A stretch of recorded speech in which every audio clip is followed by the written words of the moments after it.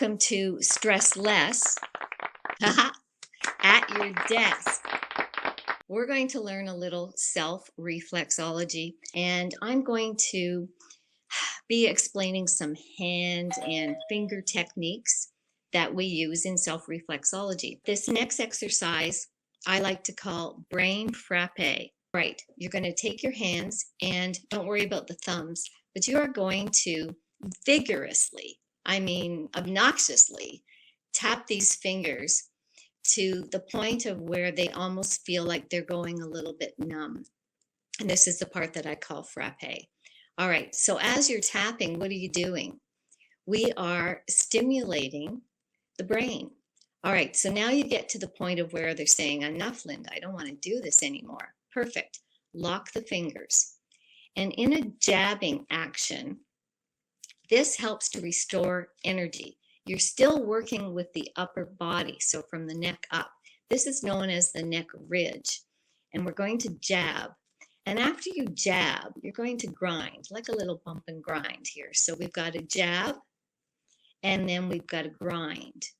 Then we're going to just float the fingers out, tap, tap, tap, tap, tap, throw it off, and release. So what did we do? Stimulated the brain, released the neck, and got a little shot of what I call reboot.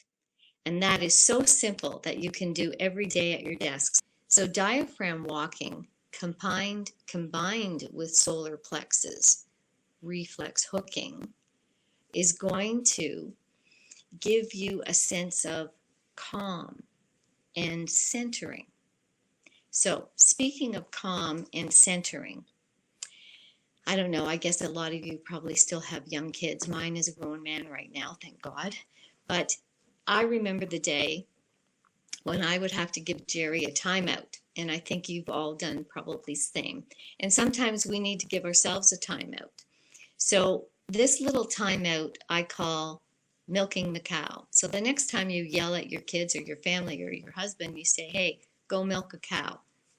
Here's what I mean.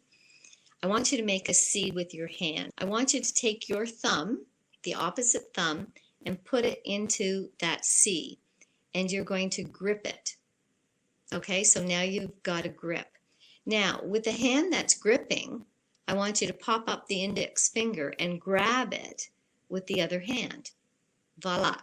So you now have a thumb and you now have a finger. So I call this milking the cow. So you're going to grip on the thumb, grip on the finger, but we're going to add a breath. You're going to breathe in and you're going to breathe out. So pull the thumb, breathe in, pull the finger, breathe out. More key reflex that I find that is so stimulating, and this really helps if you're having a low in the day, and this is the adrenal gland. The adrenal gland is found at the base of the thumb.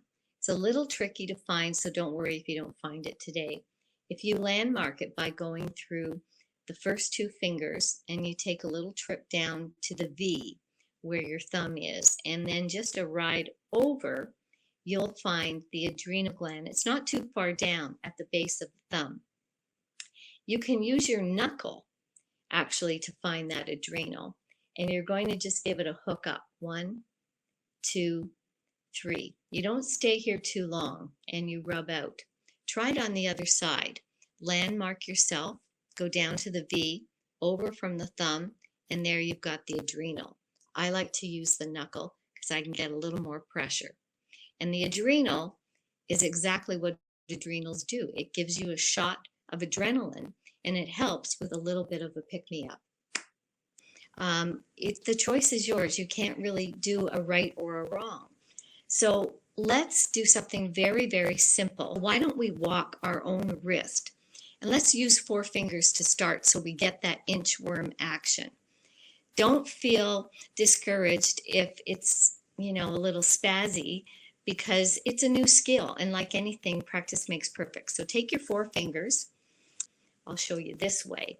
Walk the wrist like an inchworm, very, very detailed, and pull back on it slowly. Everything in reflexology is done 3 times. And now we're going to walk the dorsal side, which is the top of the wrist, and you're going to walk at 1 and slide back, and you're going to walk at 2, slide back, and you're going to walk at 3. Great. Other side. Remember, no one likes a half a haircut. So you're going to walk the wrist. Wherever your hand is comfortable is fine. There's no right or wrong as long as it's supported. All right, let's go for another walk using the thumb this time. The thumb itself actually reflects our neck. And one of the easiest things to do to release the neck is to walk the thumb itself. So I use my thumb to thumb, and then I like to use my finger to get into the underside on the plantar side. So you've got walking the neck ridge and walking the other neck ridge. If you don't quite have that down, just give the thumb a little twist and just let it pull out. Now, if we're really going to work the neck, we want to work the neck ridge. So the neck ridge, I'm going to use my hand this way, but you may want to hold it down on your lap. So you're going to press and walk. You can use 1 finger, 2 fingers, or just a thumb and pull back. And then we're going to switch and go the other way so it crosses and pulls back. Try the other hand. All right, that was your introduction to walking. It's used in many of the reflex recipes.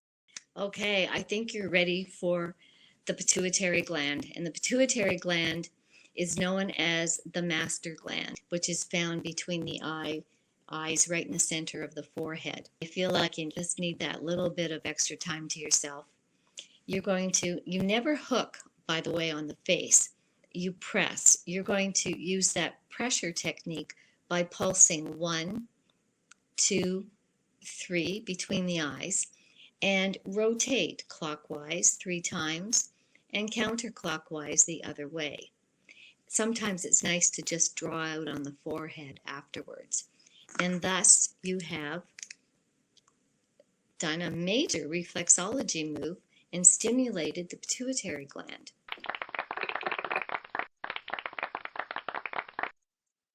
Well, see how that all came together? And now you know what we're talking about when we're talking about walking, and we're talking about hooking, and we're talking about frappe, and we're talking about neck jabbing. This is something you can do daily. Do you have any recommendation time to do this exercise, like after lunch or right after wake up or before sleeping? As during the day, I would say as soon as you start to slide, when you feel yourself at hitting that wall, you know, that low when like, oh, I'm tired and it's only 2:30, you're having that downtime. And some people have a downtime on a regular basis. So know yourself and say, hey, that's the ideal time for a pick-me-up.